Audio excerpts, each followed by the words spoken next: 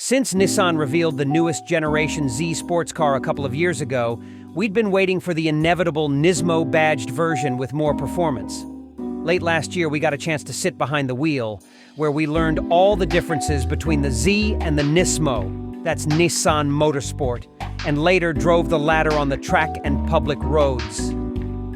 At long last, we've strapped our test gear to the Z NISMO and spent over a week driving it on our favorite canyon roads to see if this spicier Z is worth the extra $13,000 over the Z Performance version. Based on the fundamentals, the engine's output and the transmission are the biggest differentiators between the 2024 Nissan Z and Z NISMO. Both models use a twin-turbo 3.00-liter V6 engine, but the NISMO's version makes an extra 20 HP and 34 lb-ft of torque, for totals of 420 HP and 384 lb-ft. While that power bump is not quite enough to justify the NISMO's price premium, at least on paper, it's joined by a 9-speed automatic. Regular Zs get a 6-speed manual transmission option. Unlike that model, the NISMO doesn't offer a manual transmission. And, yes, we're still disappointed by that. At least the NISMO's 9-speed autobox feels modern and shifts quickly. Then there's the weight.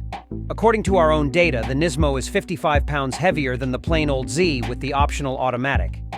Any extra poundage is not optimal when talking about the sportiest version of an already a performance-focused car like the Z. But how does the Z NISMO really feel on the road and on the track?